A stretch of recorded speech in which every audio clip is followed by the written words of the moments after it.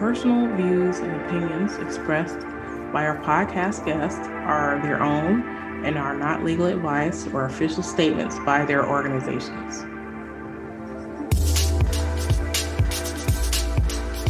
Hello, my name is Debbie Reynolds. They call me the Data Diva. This is the Data Diva Talks Privacy podcast, where we discuss data privacy issues with industry leaders around the world with information that businesses need to know now. I have a special guest on the show, my dear friend, Pamela Gupta.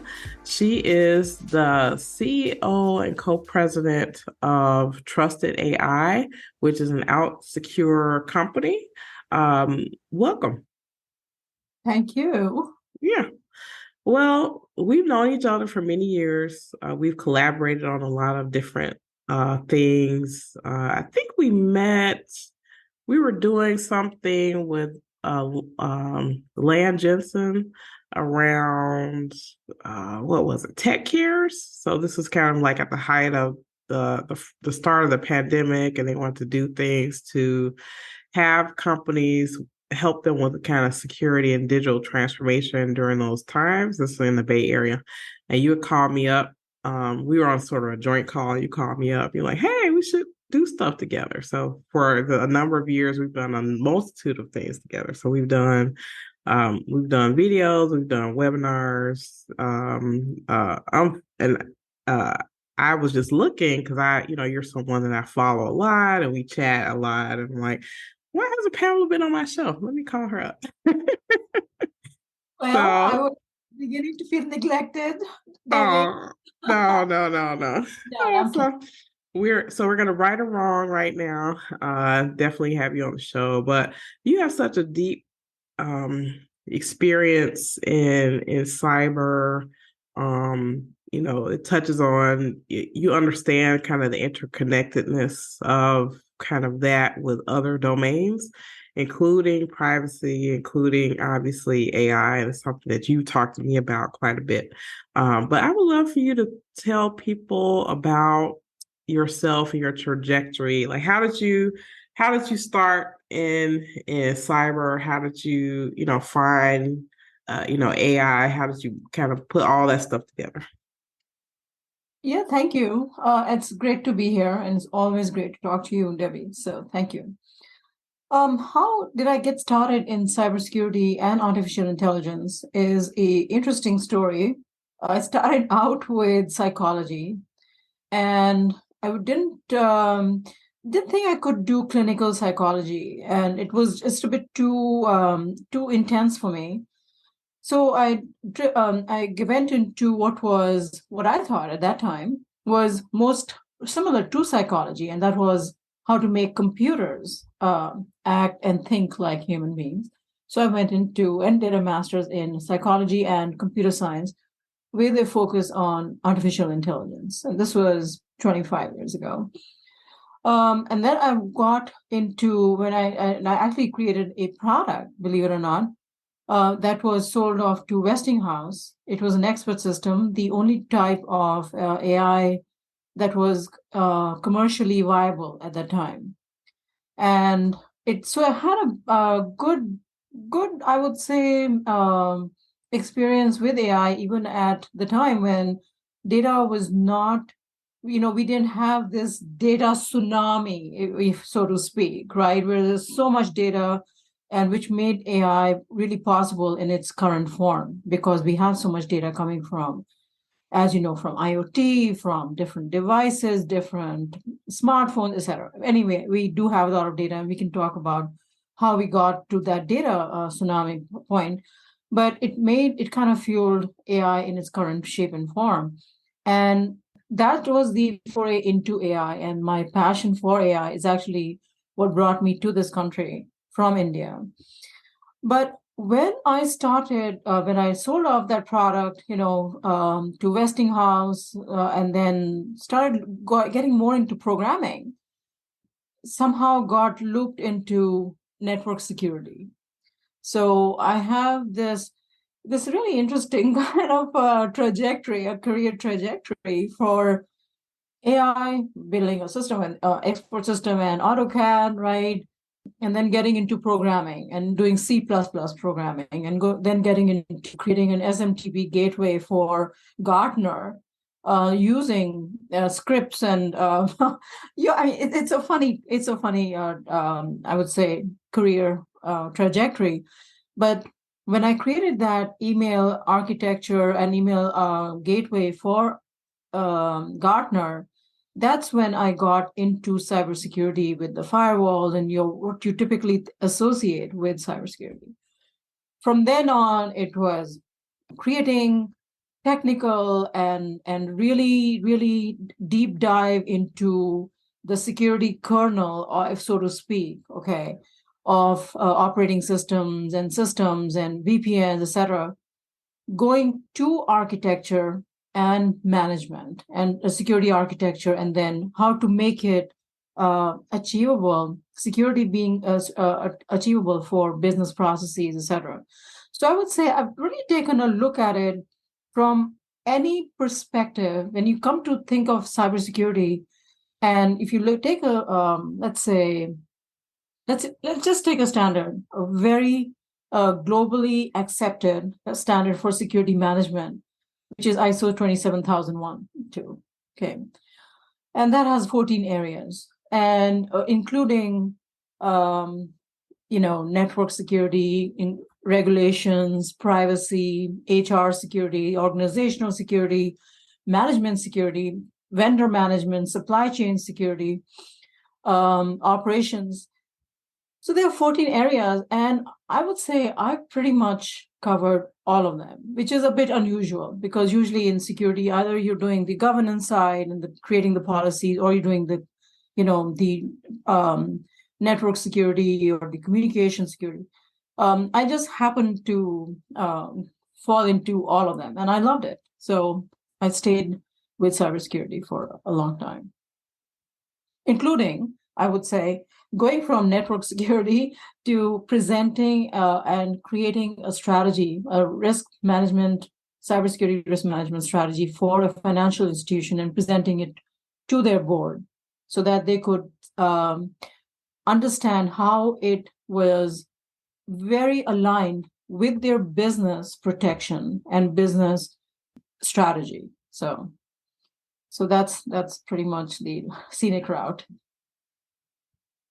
Wow, I didn't know that. I knew that you were a smart cookie, and that you're just kind of a well of information.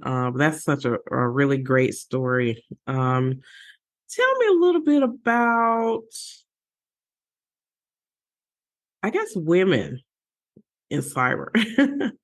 I mean, you've had such an illustrious career. You touch on so many things. I feel like I'd like to see more women like you be able to step out more and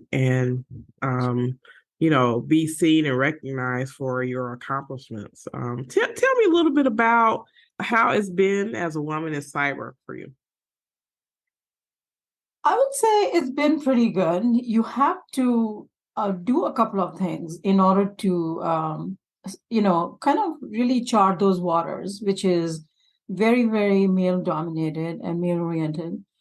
It depends on a couple of things. One is I would say, believe it or not, it starts at home, and how my mother raised me as same as my brothers, and this was in India, right? In fact, I'll tell you a funny story.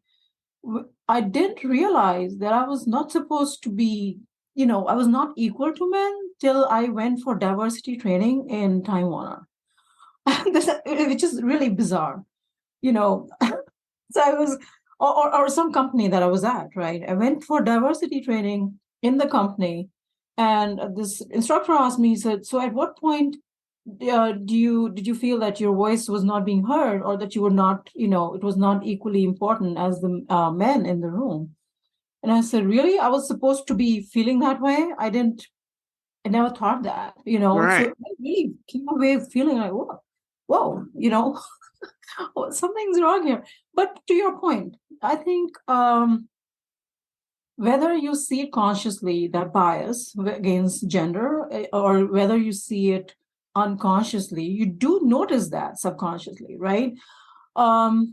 one thing that has served me well is a knowing my material and really enjoying what I do, so much so that I want to kind of just take something and look at it from all angles, holistically look at everything there is to know about something.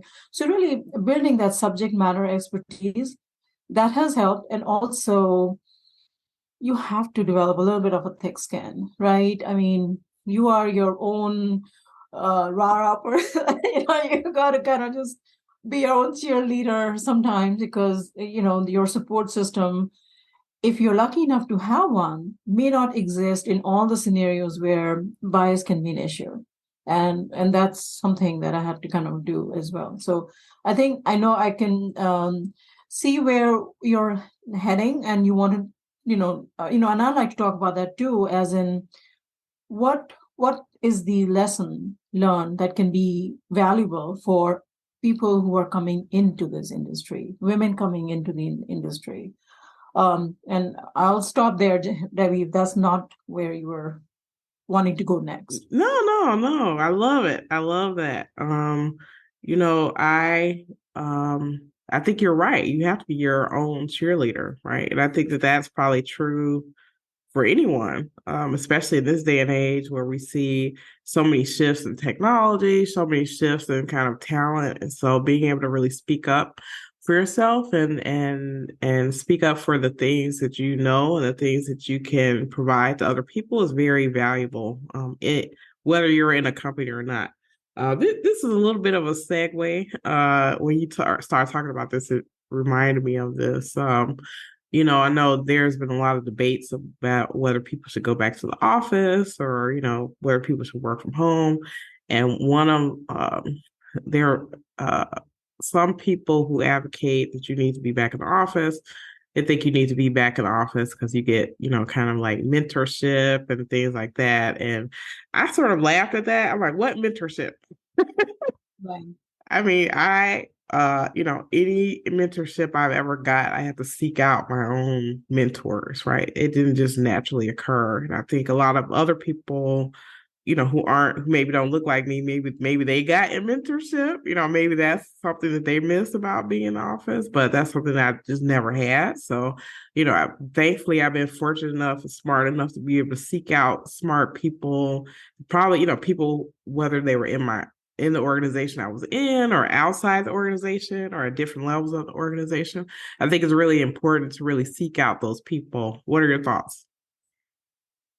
I think everybody can take a lesson from you, Debbie, in terms of how you have framed mentorship for yourself. All right. And by that, I see you on LinkedIn, for example. You are not only promoting yourself, you're promoting others, right? On a consistent basis. And I think that is really mentorship at a societal level, right? At a professional level, which doesn't exist. That kind of security of kind of promoting others does not exist else, commonly. It's not, I would say, intuitively or just something you gravitate towards. So I think you are one of my role models when it comes to that. Think I'd love to learn from you in order to promote not just my thought of my perspective, what I'm seeking for, or kind of have that push in one direction, but also, and I've started doing that. So thanks to you. If I see something, I will pull in other people. So that's very important to kind of learn on the fly. To your earlier point on being physically there in terms of getting mentorship, that's not important, and that may not all elements of that may not be important for mentorship. What is more important is that willingness, right, to do so, right? And that was my point earlier, that you're willing to do that for others. And last but not least, who were my mentors? I scrambled and I asked and I begged, right, for mentorship in corporate America, because that's where I was for 25 years. And it just wasn't coming, right? I mean, you can say what the right things. The corporation culture can be that, oh, we have a mentorship program, we have a formal mentorship program, but unless it's individually motivated, that kind or the some kind of value that would be really instrumental for career growth and stellar career growth, that cannot happen without a commitment. And I never got it. I'm not sure what these people are talking about when they talk. I know. I feel exactly the same way. I'm like, yeah, right. Okay. Yeah, it's so funny. But yeah, I really think that people should really seek out mentorship. They should mentor other people. There are other people who are coming up, below you, that want to sort of know what you're doing, really be able to try to provide that. And mentorship is a two-way street, right? So it's Yeah. it's not just the one person imparting information. It's kind of a sharing of information, and it's kind of a commitment, right? It's a commitment. It's kind of a long-term relationship that has a give and take to it. Yeah, yeah. So I have relied on a lot of books and leadership books and self-taught, how to, and I'm constantly out there trying to kind of just do things to promote myself, but it really has not been any formal mentorship. One thing I think that is really kind of telling in that is if you have you need to that go-getter attitude, right? And for me, somehow I've never really, and I'm saying it on record, I'm not sorry about this, but I just don't respect authority. So when, so, so if you saw in that latest post, right? You'd mentioned something about this lady. She may have been like the queen of Russia, and I was like, saying, okay, well, you've got to take a look at this trusted AI model that I've developed because this can really help you with what you are publishing here. And she may be really, and I didn't do a lot of research on her, but I know her designation was extremely impressive. But my point here is I am making a very important point though, which is in that whole learning process, right? When I'm learning from people around me, whether it's my kids or whether it's somebody who knows a lot more than me or a lot less than me, I'm very happy to provide that feedback. So if I've been in a meeting where, it was somebody I felt was doing something really great and saying something very important, it doesn't matter if you are, low down on that totem pole. I think it's important to give that feedback to them as well so that they know, right?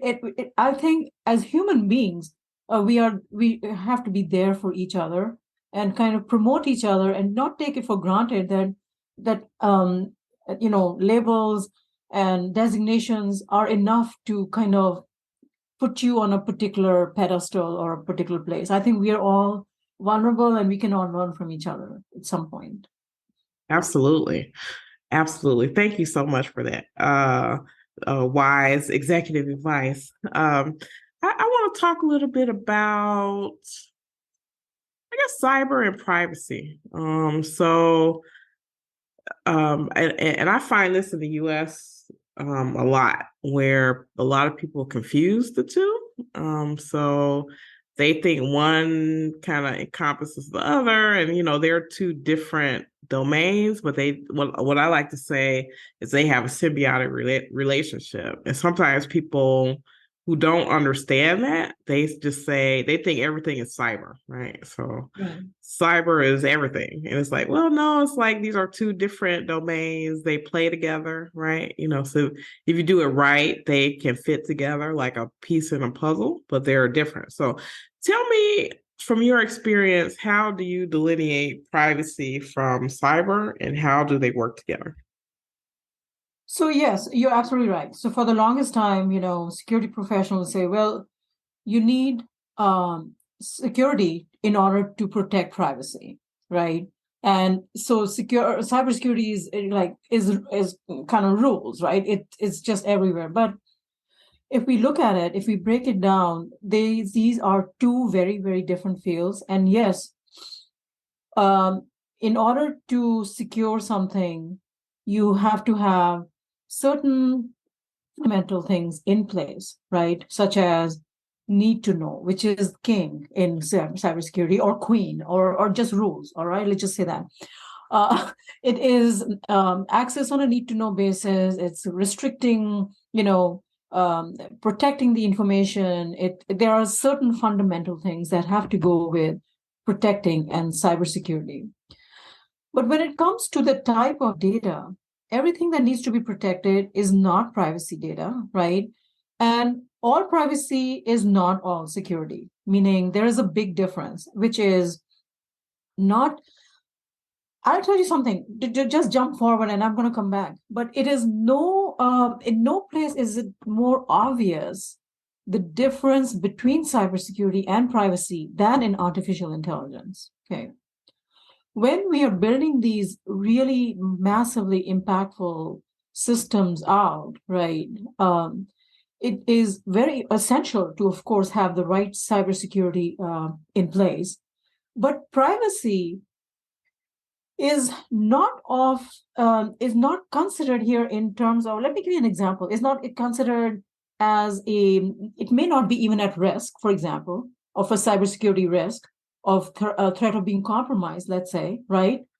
In order for it to play a big role in the right protection of that particular AI model, for example. So I'll give you an example, all right, because it's a bit nebulous at this point.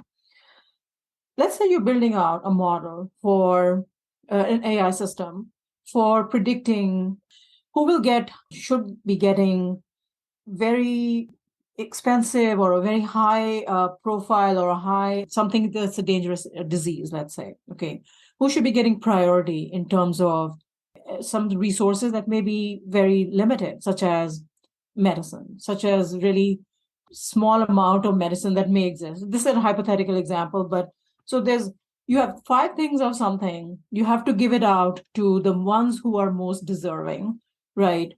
Now, if you have a system that determines who should get that, you could be protecting all the information. You could make sure that, nobody can go and subvert the information. Nobody can change the way that model works. You can have all the right security mechanisms in place.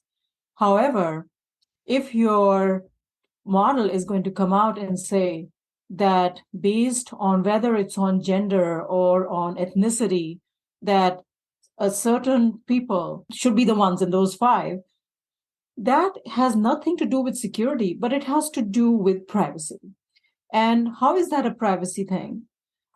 As you're building out these models, right, let's say, right, and you don't have the right representation of the restricted variable in this case for bias, let's say gender, okay? So you have men and you have women in there, but when you're training your model, right, and the population that deserves to get the treatment, it should be equally distributed, regardless of who it is, but should be based on severity of the disease. But now the privacy part here is the privacy elements here would be gender, for example. What is sensitive PHI or PII, personally identifiable information, would be, for example, be able to identify who that person is, what their gender is, what their ethnicity is, where they live, so it could be all those elements, which could be very well protected, but they can still play a role in determining who the model is picking based on that privacy of, private data, PII data.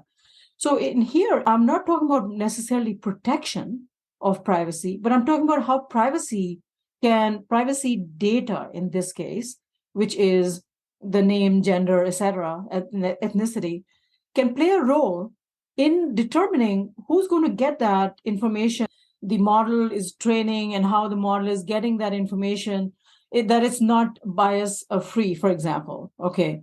But the point that I'm making is not about protection here. I'm saying that why is cybersecurity data and protection mechanisms not the same as what you would need for privacy, and how it's so obvious in artificial intelligence system more so than in anything else. But to go back to your original point, are these two different? Yes, cybersecurity is completely different. Is not it completely, I should say. If you're looking at two Venn diagrams, this is cybersecurity, this is privacy. There is an intersection, but they are not one. It is not one big circle, right? So how so? That's the example I gave you with these are deeper conversations, right? And it kind of also goes into one thing which you can consider a plug, but I'll do it. It is, what are the essential pillars of trustworthy AI? When I define that based on my practitioner's point of view, it's cybersecurity and privacy are two different pillars, but they are both important. Okay, so that's AI. All right. So let me get back to conventional data protection and data systems. Okay. So when we're talking about cybersecurity and privacy, how can they play a role in overall business strategy and business approach? One is security. For cybersecurity, you would want to make sure that your systems are, again, going back to those fundamentals, which is access is on a basis or need to know basis. You have the right controls in place. You have the business need to know, for example, you have the right infrastructure controls in place. You have the right data classification done, etc. But when it comes to privacy, all the data classification is not going to be all, again, confidential data. A subset of that would be extremely important, would be the privacy data, which would be, again, for example, what is that information that you are collecting? Are you collecting information? So I'm answering two things. I'll tell you one. One is, what is privacy data? What should be privacy data that is very obvious, which is regulated? That'll be personally identifiable information, right? Again, name, gender, location, etc. But that is a very obvious one and an easy one for a business to be really clear. What are we collecting? Do we need to collect all this information? Can it get us into hot water if it was compromised? But the other side of it is also, as we're collecting more and more data, privacy wide, it's becoming more and more important. And I would say not shadowing cybersecurity, but becoming that the diagram is getting, is that circle is getting even more, I would say the overlap is getting a bit less, is because the kind of data that we are collecting, which is not regulated, but can be considered privacy data, that is increasing by many folds. Okay. So for example, your heart rate when you're working out, and let's say you have an app that's collecting your heart rate, and for a fitness level, right? Your fitness intensity of fitness and exercise that one is doing. Collect that the kind of data that is being collected, right? That these apps can collect, for example, those are very telling of who it is. Okay, those, they can be rhythms, they can be patterns in here, such as even for voice. Voice may be considered, it's biometric data. It may be considered, especially under EU and GDPR, coming under protected and regulated data. But I'm talking about data that we are gathering as a business, for different business purposes. You could be gathering data which would be, I would say, should come under privacy protection and be identified as private data that we don't have regulations for, which can be really detrimental for the business if it was compromised, as well as for society at large. So, in short, what is the obvious difference for me between cybersecurity and privacy is, even if you have the right protective measures in place, the right data classification in place that you would have in a good cybersecurity program, and all the things that which are very, very important for cybersecurity. Remember those 14 things that I was talking about, areas of security management system for ISO 27001. Even if you have those in place, that doesn't mean that you're protecting your privacy data, okay? And that you know what your privacy data is. So there are big differences between the two in my mind. Thank you so much. I really appreciate you doing that. That's like a very important thing for people to know and understand. So thank you for explaining that. What's happening in the world right now? that's concerning you that you're looking at? You're like, oh, I don't like that. Okay, so I was looking at an interview the other day and watching an interview on, one of the people who are very fundamentally involved in creating large language models. And not to call people out, but it is a bit, it truly is a bit scary when you are hearing somebody who's creating something which is extremely powerful, having, I don't know. I haven't considered all the rest. I don't know what the outcome will be. To hear them say that is very terrifying to me as a risk management and a cybersecurity professional. It's like, why? What is going on here? And that's one thing. And then who is doing anything about it? Right? That's the other thing. How are we just watching? Do we need to start call to action, Debbie? And say, okay, let's people, if we are going to unleash something of which has not been tested fully and may not be that safe, because there's a level of different levels of skill set of people deploying these things and using these things who may not have the ability to discern what is good and what is bad. Deepfakes, for example, there are so many different things that can go wrong, right? And when we are, I have written an op-ed, an opinion edition on deepfakes, right? How the biggest problem of deepfakes is not that they can be used, but that they can distort our sense of reality because they can distort our perception of reality, which to me outweighs any other harm that anything or anyone can do, right? If we start believing that something that is false is true and we read it and we see it, heck, I mean, that's what we are about as human beings, right? We want to trust people. We want to trust what we are reading. And if we can't trust all the different technology and our the at a highest level, the regulators and the builders, it's not a good state to be at all, right? And these principles of cybersecurity and privacy, I mean, who even cares about them anymore? I mean, our world is like literally dissolving and the reality is dissolving. So nothing is kind of even makes sense to me. I'm sorry. It sounds very, I don't want to be doomsday, but I'm just saying we have to kind of corral this and reel it in and we can.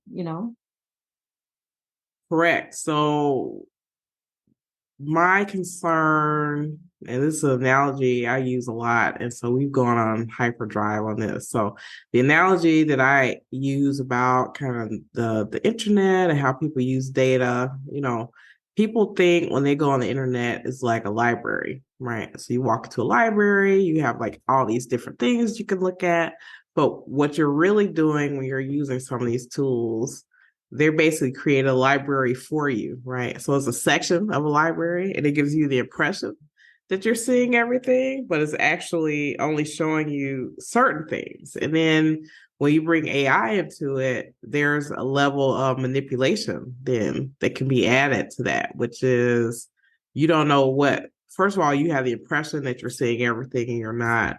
You have the impression that you're seeing things that are true or being given information that's true, it may not be. And that is a dangerous thing because, people who aren't um are using for nefarious purposes, they'll use it to manipulate people, right? So giving people false impressions, mostly trying to have people take an action that they may not have taken otherwise because they weren't fully informed. What are your thoughts?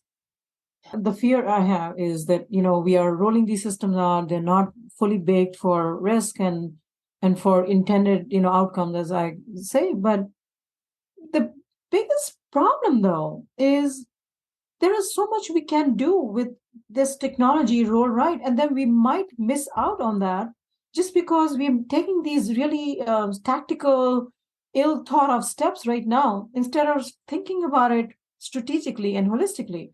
This is what this technology AI is built for. So if you look at some of the use cases, Debbie, in in medical field for what AI and large language models are achieving, it's like, wow, it's like this is just dynamite. It's really fantastic, right? But if we don't factor in how to use this in a controlled and a restricted and a well thought out manner, then we are just going to muddy the waters for everyone. I feel right. Then the regulators are going to have this, and they're quite known for having a knee jerk reaction, right? Okay, oh no, something heinous happened on a large scale. We need to just shut down this technology completely, and that would be I can't say that word, but it would be a shame. It would be, we would all as humanity lose out on it, right? That's not where we want to go. I've seen this so many times in cybersecurity, right? Business did not want to invest in the right guardrails in the beginning, and then you try to do it as a afterthought. It will not work, not for where we are right now. Yeah, I agree with that. I mean, the harm, it could be catastrophic. So to me, I think that there is, and this is the reason why I focus my attention in emerging data spaces, because I feel like the harm that could be created, I don't think that there is or can be any adequate redress, right? So if, like, for example, let's say an AI system misdiagnoses you, let's say for someone has skin cancer, AI system misdiagnoses you because it can't read your skin color because your skin is brown, and other people who has paler skin, it works on better. Someone may lose their life as a result of that. So there, how can you create a law about that, right? So it's like we have to think about the harm beforehand, as we're developing these systems, because it can't be something where you wait till something bad happens and like, oh, well, let's start to try to pass laws or do regulation. What are your thoughts? That I absolutely feel is the fundamental thing, right? So as we are building them, so how do we corral that risk, right? And who in that community of developers, for example, so the way I correlate the traditional software development, for example, development cycle and stakeholders involved, to the AI development cycle and stakeholders involved, there are some differences and some commonality. Okay. So what I would say is the developers of the previous, systems would be more like data scientists in today's world. And the problem is, though, developers are not looking, they're tasked with finding a answer to a solution and making it happen, right? They're asked to provide functionality for a particular purpose. And typically there's the stopwatch is clicking, right? The PMs are breathing down their necks. They have to have certain functionality and they have to make this thing functional and productive at the earliest possible. So they're not often given enough time to really sit back and think about where are the risks coming from, and because that doesn't come naturally, right? You're thinking about how to make something work and you're not thinking about what can go wrong, right? So if one doesn't take that approach, and in this case the number of stakeholders has increased. Earlier it was developers and let's say the IT team and the business and the security team, but now it is when you're building out something like an AI system, the number of teams involved is a lot more. Okay.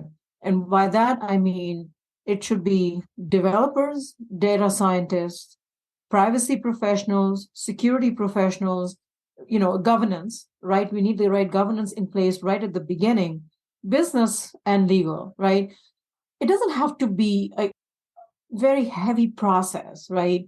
If you kind of nail down for a particular environment, what is the risk tolerance? What is it that the business will really have a negative impact if something didn't work or didn't have the right elements of security in place or privacy in place, such as even for the model itself, right? Even for the build process itself, if the intellectual property was exposed, to identify, what is unique to the environment, what is the bread and butter for the environment, what is the intended outcome for the environment, and then identify who in those teams needs to weigh in on it, right? And believe me, I've done this, for not necessarily for this particular context I'm talking about, but in a large scale, in for anything to scale, right? Any process to scale, the more you identify what those elements are, that a if you're asking for a major functionality to be added, so what do we need? We need Debbie from development, we need Pam from security, we need to know if this is a going to be something that we can put in the security risks and the privacy control that we have on the have done in the past, or is it introducing anything new? Okay, yes, no, and it goes on to the next one. Is there going to be any legal repercussions? Debbie, what do you think? Right. So it doesn't have to be, extremely weighing the whole cycle down, but the right strategic stakeholders at the beginning of the process, especially when it comes to building out, massively impactful systems, right, is really important. And things like such as, which algorithm to use, which model to use, etc. I mean, leave that to the data scientist, but honestly, that doesn't even change that much for each and every project, okay? Because if you're looking at, for example, different companies, depending on their size, they're not going to have just one emerging technology they're using. They're going to be using a third parties coming in, getting a supply chain. They're looking at who's supplying what in their supply chain. There are external suppliers. There are going to be internal development. There may be some customized, or they may be relying on commercial tools, whatever. But it doesn't have to be a very tedious and a time consuming process to hold things back, but the better, more involved they are at the right time, and that will vary for each organization, the better it will be for making it actually getting to fruition and making it so that it doesn't come back and you have to redo something, because you really can't go back and redo things when they are so ambiguous and complex, such as AI. Yeah. Now, your company is called Trusted AI. And so, as we're seeing kind of generative AI really just skyrocket around the world with, things like ChatGPT and Stable Diffusion, things with like image, generative AI. I've heard a lot of privacy folks, or, we've even seen companies like they try to stop people from using these tools. And I feel like, you can't stop it. It's unstoppable. But you need to be able to find a way to use them and put them in their proper place and not abdicate your human judgment and responsibility. So tell me, how, well, first of all, can't stop AI. That's the first thing. But people need to learn how to really use it. So tell me how kind of your thought on how to build those guardrails with trusted AI. Yeah, so I would say that business comes first, right? Business context, organizational outcome. What are they looking for? And that having that holistic look at where do they want to go, and let's step back and see what can go right and what do we want to go right and what do we not. What is the risk we absolutely cannot have? For example, we this is a democracy. We don't want a surveillance state, or it's we are in a medical field and we want to make sure we are delivering the right value to everyone. For example, is there going to be a bias issue? Is it going to be this? Is it going to be, there are so many different things that we didn't have to think about in conventional system development, So what I was talking about earlier, and that is extremely important, is that we want to have the right elements, or holistic examination of risk right at the beginning. And there are some frameworks that are coming out that I feel are still a very bloated and are not going to help somebody who's on the drawing table or at the drawing table. Those stakeholders are around the table: legal, privacy, security, management, data scientists, and developers. Right? If that is your stakeholder community, we take a look at some of these frameworks that are out there. they're just not going to provide the guidance they need in a very efficient fashion. Okay, you need somebody to take these large, we're in IEEE, we're in NIST, right? We are in looking at the EU AI Act, there is OECD, a lot of guidance, but at a very high level and not enough to be really functional. So in answering that question, framework that I developed and those essential pillars of trusted AI that I was talking about, my whole concept there is that we don't need all of them for everyone. So that would be highly context dependent. What do you need is, let's say it's a medical application. We want to make sure that we have the right tools in for removing bias for any time. And, the bias, what kind of bias you want to remove will be very context driven and business driven as well. So, what are those pillars? Let me just talk about what those are. There are 8 pillars, Debbie. And there's a transparency. So, this TIPS model I created, it's called AI TIPS, artificial intelligence, transparency, integrity, privacy, and security. That's the AI TIPS model. And it stands on 8 pillars, which is how do we achieve that? What is transparency? What do we need to know? What do we need to know? So really, that will vary for each company, right? Or each model that you're developing. And it doesn't have to be very heavy and weigh down the whole development process, but it will help it actually proceed. That listen, you don't need to have, I don't know, communication in here, for example. You don't need to have this part of it because what you are doing is extremely reliant on data that is for a particular, let's say you're creating a genome, and let's say, okay, you're relying on your focus over here should really be on confidentiality, let's say, or integrity. And you don't need things like privacy because there is no element there for privacy. Or in this case, you don't need security or you don't need et cetera, et cetera. But having that ability to, right at the beginning of the project, know what that element of trust is, what is that element of risk is, so that you can put in the right elements of trust, will help counter any landmines that come out later. Because, hey, regulation, you can't rely on that to be your guide, for the guardrails. Some of it, yes, but not completely. As a business or an organization, even if it's public, right?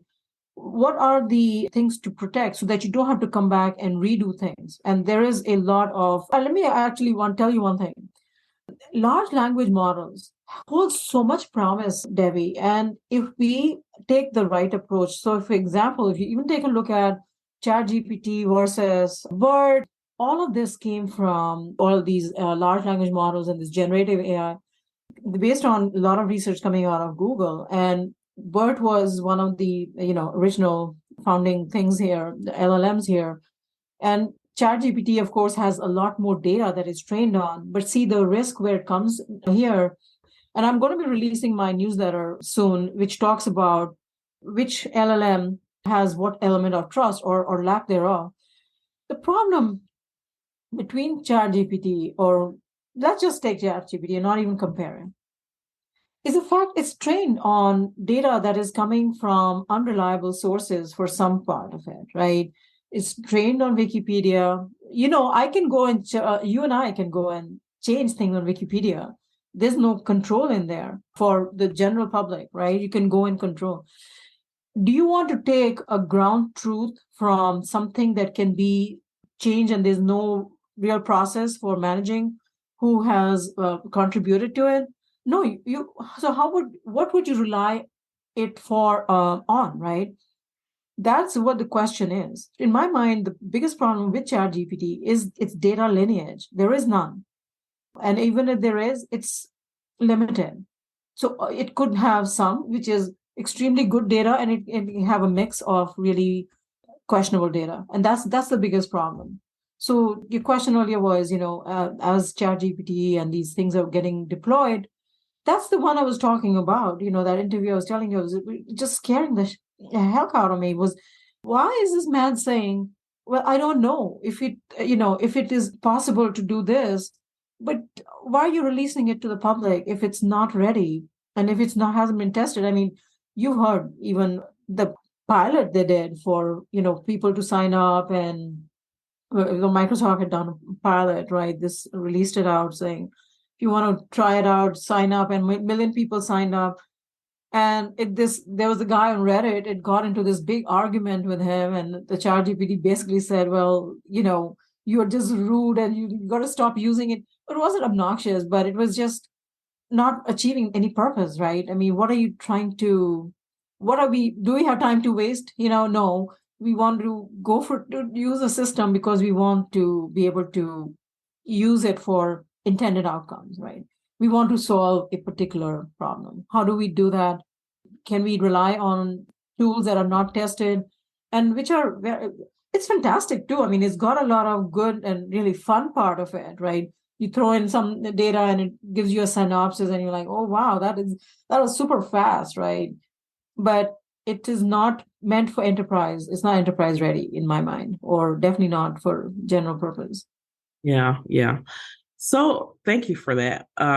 What if it were the world, according to you, Pamela, and we did everything you said, what would be your wish for either privacy, cybersecurity, AI, anything, whether it be technology, human stuff, regulation? What are your thoughts? I think it would be very simple for me. It would be just don't think only of what you're building for, right? In terms of your company, right? For, let's say, I'm taking a business approach to it, right? Because that's where I come from. Don't just think about, this is a product I'm building, or this is a service I'm providing, and this is how I'm going to benefit from it. But think of it in a larger way, sense, where what can go wrong, not just for me, but who are the other people who can also be affected by it. So that's a classic cybersecurity thing, for example, that you didn't just protect your website, let's say, and put in the right security controls in there so that you will protect your own data, but it's also that it can't be used to attack other websites or other systems out there. So I think it's just that taking that look, like I'm taking that holistic approach of, if I'm doing something, it's not just going to impact me. Let me be just a good citizen, a good global citizen, right? We're all in it together. When we make mistakes, we have to be forgiving and all that. I'm not talking about all that good stuff, but I'm just saying that if we stop being so self-centered, I think we can do a lot better for ourselves. And that's ironical, but that's just my 2 cents on that one. Very good. Very good. Well, thank you so much, dear Pamela. I'm so happy we were able to do this finally. And I know everyone will really love the insights. You and I could talk for hours about this stuff, but yeah. It's always so relaxing talking to you, and you just seem to draw out so much that's in your either experience or psyche that you didn't even think about. So thank you. Yeah, this is amazing. A tour de force discussion. Very good. So we'll talk soon, I'm sure. And thank you so much for being on the show. All right, thank you.